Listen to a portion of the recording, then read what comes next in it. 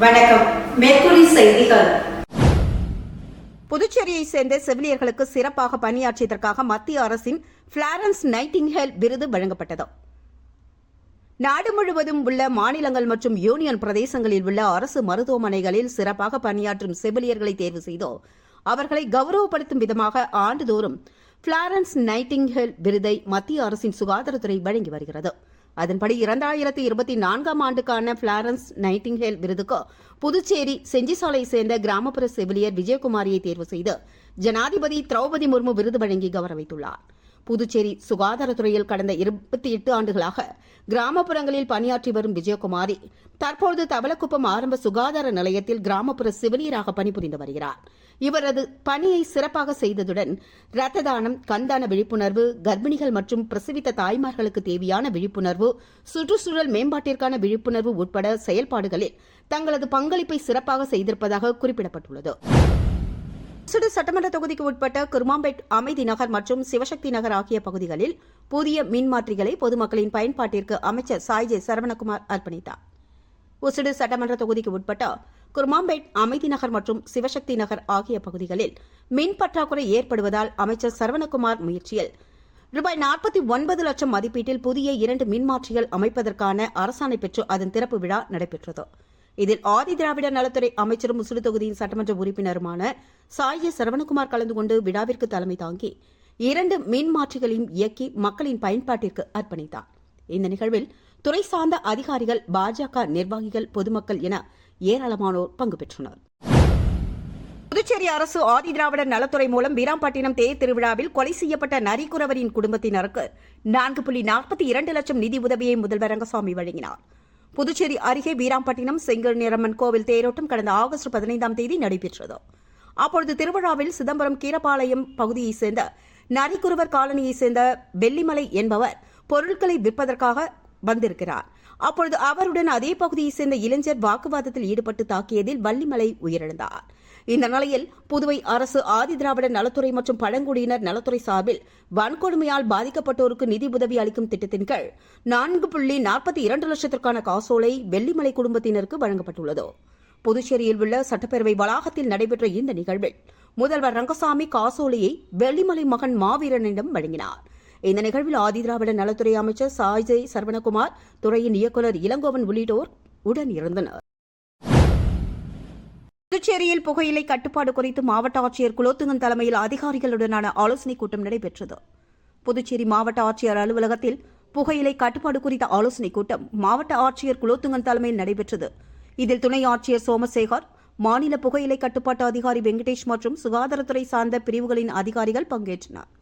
புகையிலைக்கு எதிரான பிரச்சாரத்தை செப்டம்பர் 23ஆம் தேதி துவங்கிடவும் அதை வரும் நவம்பர் வரையில் செயல்படுத்திடவும் முடிவெடுக்கப்பட்டுள்ளது. மேலும் பிரச்சாரத்தில் முக்கியமாக விழிப்புணர்வு நிகழ்ச்சிகள், பேரணிகள், சுவர் விளம்பரங்கள் மற்றும் குறும்படங்கள் வெளியிடுதல் உள்ளிட்டவை இடம்பெறும் வகையில் நிகழ்ச்சிகள் அமைப்பது என்றும் கூட்டத்தில் ஆலோசனை நடைபெற்றது. வேலை வாங்கி தருவதாக நாடு முழுவதும் இணைய வழியில் பல கோடி ரூபாய் நூதன முறையில் மோசடியில் ஈடுபட்ட கும்பலின் முக்கிய நபரை போலீசார் கைது செய்தனர். வெளிநாட்டில் வேலை வாங்கி தருவதாக கூறி நாடு முழுவதும் சுமார் 3400 பேரை ஏமாற்றி சுமார் 200 கோடி ரூபாய் மோசடியில் ஈடுபட்ட போலி தனியார் நிறுவனத்தைச் சேர்ந்த 4 பேரை புதுச்சேரி இணையவழி குற்றப்பிரிவு போலீசார் கடந்த 3ஆம் தேதி கைது செய்தனர்.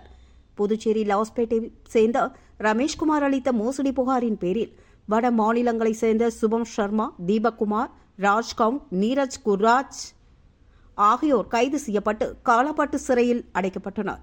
கைதானவர்களிடமிருந்து 5 4 சக்கர வாகனங்கள், 21 கைபேசிகள், 42 சிம் கார்டுகள், 64 ஏடிஎம் அட்டைகள், 65 கணினிகள், 41 லட்சம் ரொக்கம் உள்ளிட்டவை கைப்பற்றப்பட்டதாகவும் கூறப்பட்டுள்ளது.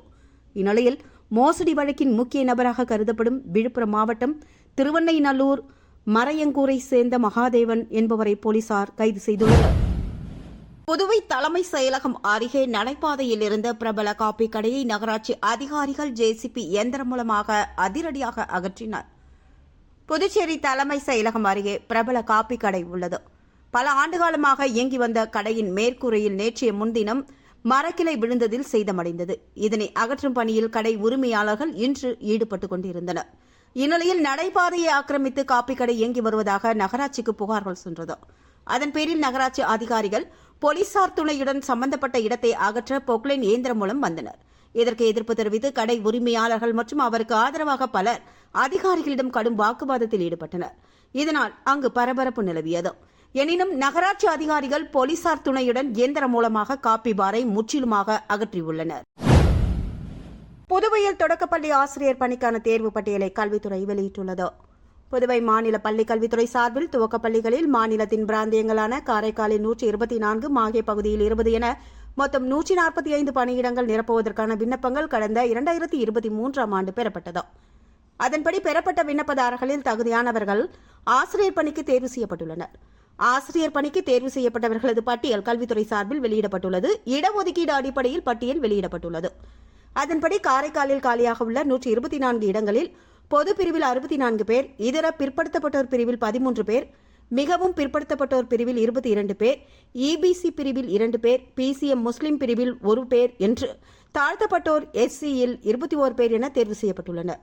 இதில் முஸ்லிம் பிரிவில் ஓரிடத்திற்கு ஆள் நிரப்பப்படவில்லை. இதேபோல் மாஹேயில் காலியாக உள்ள 21 இடங்களில் பொது பிரிவினர் 13 பேர், இதர பிற்படுத்தப்பட்டோர் பிரிவில் 2 பேர், மிகவும் பிற்படுத்தப்பட்டோர் பிரிவில் 2 பேர் என பட்டியல் அறிவிக்கப்பட்டுள்ளது. மாஹே இப்பகுதியில் மிகவும் பிற்படுத்தப்பட்டோர், எஸ்சி, பொருளாதார நலிவடைந்தோர் ஆகிய பிரிவுகளில் தலா ஓரிடம் என 4 இடங்கள் நிரப்பப்படவில்லை என்பது குறிப்பிடத்தக்கது. மயிலாடுதுறையில் ஒரே வீட்டில் அடுத்தடுத்து 4 பாம்புகள் பிடிப்பட்ட சம்பவம் அப்பகுதி மக்களிடையே பயத்தை ஏற்படுத்தியுள்ளது. மயிலாடுதுறை மாவட்டம் தரங்கம்பாடி தாலுகா செம்பனார்கோவில் அருகே கழுவாக்கரை மேலையூர் மெயின் ரோடு பகுதியைச் சேர்ந்தவர் ராதாகிருஷ்ணன். இவரது வீட்டு வாசலில் அடுக்கி வைக்கப்பட்டிருந்த ஓடுகளில் பாம்புகள் பதுங்கி இருப்பதாக சீர்காழி பகுதியைச் சேர்ந்த பாம்புபிடி வீரர் ஸ்னேக் பாண்டியன் என்பவருக்கு தகவல் அளிக்கப்பட்டது. தகவலின் பேரில் வந்து பாம்புபிடி வீரர் ஸ்னேக் பாண்டியன் ஓடுகளில் பதுங்கி இருந்த பாம்புகளை பிடிக்க ஆரம்பித்தார். அதில் ஒன்றன் பின் ஒன்றாக 7 அடி நீளமுள்ள 3 சாரை பாம்புகள், சுமார் 4 அடி நீளமுள்ள ஒரு நல்ல பாம்பு பிடிப்பட்டது. 3 சாரை பாம்பு, ஒரு நல்ல பாம்பு, மொத்தம் என 4 பாம்புகள் அடுத்தடுத்து பிடிப்பட்டது. இதனை கண்ட அப்பகுதி மக்கள் அதிர்ந்து போயினர். பின்னர் பிடிப்பட்ட பாம்புகளை ஸ்னேக் பாண்டியன் பாதுகாப்பாக வனப்பகுதியில் கொண்டு விட்டார்.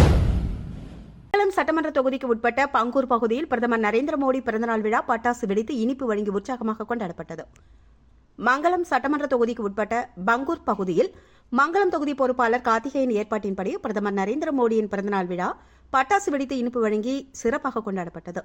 இந்நிகழ்வில் வில்லியனூர் மாவட்ட தலைவர் ஓம் அனிதா சிறப்பு விருந்தினராக கலந்து கொண்டு விழாவிற்கு தலைமை தாங்கிய பொதுமக்களுக்கு இனிப்புகளை வழங்கி பாரத பிரதமரின் சாதனைகளை பொதுமக்களிடம் எடுத்து கூறி சிறப்பித்தார். இந்த நிகழ்வில் பாஜக நிர்வாகிகள், பொதுமக்கள் உட்பட ஏராளமானோர் கலந்து கொண்டு சிறப்பித்தனர்.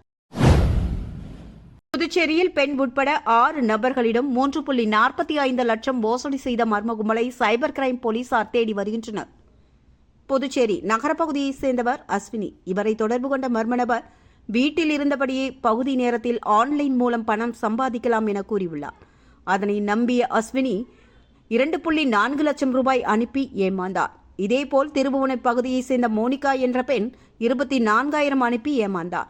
தொடர்ந்து தன்வந்திரி நகரை சேர்ந்தவர் ராஜ்குமார் அயோத்தியில் தங்குவதற்கு ஆன்லைன் மூலம் விடுதியை தேடி அதில் ஒரு நபரிடம் பேசி விடுதி அறையை புக் செய்து கொடுக்க ராஜ்குமார் 49,000 ரூபாய் அனுப்பி அந்த மர்ம நபரிடம் ஏமாந்துள்ளார். மேலும் லாஸ்பேட்டை பகுதியைச் சேர்ந்த ஆஷிக் என்பவரிடம் 45,000 ரூபாய், பிள்ளைச்சாவடியைச் சேர்ந்த சேரன் என்பவரிடம் 10,000 ரூபாய், முதலியார்பேட்டை பகுதியைச் சேர்ந்த ராஜீவ்காந்தி என்பவரிடம் 13,000 ரூபாய் என மர்ம நபர்களிடம் அனுப்பி ஏமாந்துள்ளனர். இதுகுறித்து 6 பேர் நேற்று கொடுத்த புகாரின் அடிப்படையில் சைபர் கிரைம் போலீசார் வழக்கு பதிந்து மர்ம கும்பலை தேடி வருகின்றனர். மரக்காணம் அருகே ஞானக்கல்மேடு அருள்மிகு ஸ்ரீ சுயம்பு பூதகாளி அம்பாள் திருக்கோவிலில் புரட்டாசி மாத பௌர்ணமியை முன்னிட்டு மகா யாகசாலை பூஜைகள் நடைபெற்றது. மரக்காணம் அருகே உள்ள ஞானக்கல்மேடு கிராமத்தில் அமைந்துள்ள ஸ்ரீ சுயம்பு பூதகாளி அம்பாள் திருக்கோவிலில் புரட்டாசி மாத பௌர்ணமி விழாவை முன்னிட்டு மகா யாகசாலை பூஜைகள் உபயதாரர் விழுப்புரம் தொகுதி சட்டமன்ற உறுப்பினர் லட்சுமணன் மகாலட்சுமி குடும்பத்தினர் ஏற்பாட்டில் நடைபெற்றது. அதனையடுத்து அம்மனுக்கு பால், தயிர், சந்தனம், இளநீர், பன்னீர், பழங்கள், பஞ்சாமிர்தம், தேன் உட்பட பல்வேறு வாசனை திரவியங்களை கொண்டு அபிஷேகம் செய்யப்பட்டது. முன்னதாக பிரமதேசம் வெங்கடேசன் குருக்களால் சிறப்பு யாகசாலை பூஜைகள் நடத்தப்பட்டது. இதில் கலந்து கொண்ட திரளான பக்தர்கள் சாமி தரிசனம் செய்தனர்.